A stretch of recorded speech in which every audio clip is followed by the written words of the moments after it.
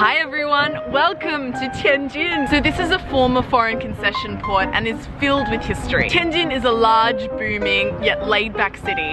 It has a beautiful river promenade, it has those ancient Chinese areas, as well as a real European flavour you'll be surprised by. So it's super easy to get here, making it an ideal day trip from the capital. It's only 30 minutes and trains leave every like 15 minutes.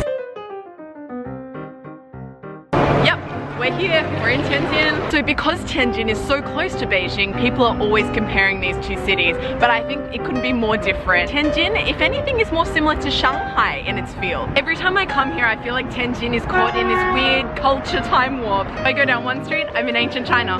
And the next minute, you're in a European cafe. And then you turn another corner and you've got the super modern skyscrapers. So we're gonna go into all of that in today's video, but first things first, it's breakfast and I need something to eat. So luckily I've come to the right city. Tianjin definitely has a reputation when it comes to breakfast street food. So I've arrived at Nansha Eat Street, which is the epicenter for Tianjin street food. Move over avocado on toast and say hello to jianbing, mahua, and gobli baozi. We're talking traditional Chinese breakfast here. So first things first. What you need to try while you're here is jianbing. So this isn't the first time I've eaten a jianbing and it definitely won't be my last. Essentially, it's like the Chinese pancake with all these fun stuff inside.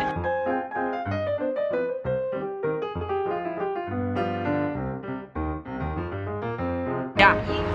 Oh man, that's good. It's crispy, it's sweet, it's savory, it's got egg. It's everything you would want a breakfast food to be. This is a favorite amongst university students and my friends in China. Foreigners love it, locals love it. It's just so good. So here I've got what's called a gobli baozi, and this is Tianjin's premier homegrown snack. It's famous for being native to Tianjin. It looks quite similar to the other baozi that I've seen before in Beijing and around China, but maybe it tastes different. I guess we'll have a taste. It's good. It seems to be less oily than other baozi I've had before. Also more filling. This has got lots of yummy meat in there. That's really good. 哎，老板，这是什么？麻花好吃吗？麻花是天津的特色吗？对啊。 This is mahua. It's a specialty of Tianjin. It's like twisted dough. And I'm expecting it to be crunchy, but I've never actually tried it before, so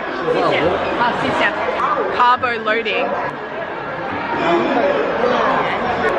It's sweet, but not too sweet, which I like. Also a little bit cinnamony. I don't really know what this is, but it's making a weird noise. It looks like it might be sweet, but let's give it a go. So I guess it's something in the process that needs that beeping noise. I don't really know why, but I guess it's just all part of the process.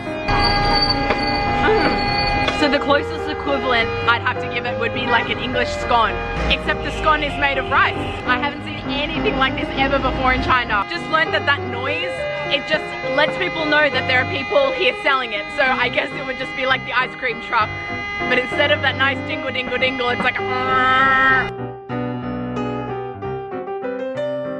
The development of modern Tianjin began in the Ming Dynasty when the capital shifted from Nanjing to Beijing. And by the beginning of the Qing Dynasty, Tianjin had become the leading economic powerhouse in the north of China due to its location on the seaside. This economic prosperity declined temporarily in the mid-19th century due to the Second Opium War. From 1860 to 1903, the United Kingdom, the USA, France, Germany, Japan, and other Western nations compelled the Qing regime to give eastern Tianjin to them and divided it between themselves. And the result of this is quite unique. Each nation built its own buildings, each with its own architectural style. Tianjin is so unique because you can see a jumble of fascinating buildings from various localities all brought together into one small area. And definitely the best place to enjoy this architecture is at the 5 ancient avenues. It's a hub of international architecture. This area has over 230 buildings with all kinds of architecture from all around the world. We've got British, French, Italian, German, Spanish, and we've got colourful, eclectic architecture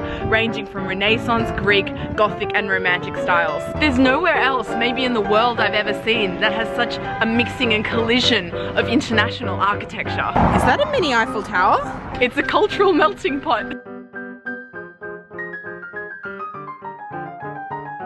The eclectic vibe of Tianjin, I think, is perfectly encapsulated in the Porcelain House, literally made of porcelain. It's a really interesting building because it's in the French style with an Italian style corridor, but has been completely covered with 700 million Chinese porcelain pieces. This includes 4,000 ancient Chinese vases and pieces from different historical periods dating from 265 AD. This crazy house is definitely making a statement.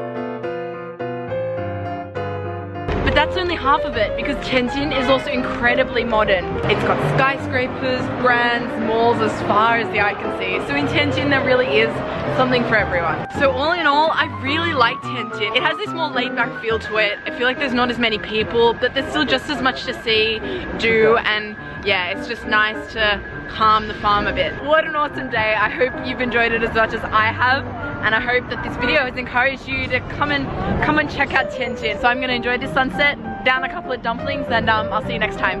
Bye.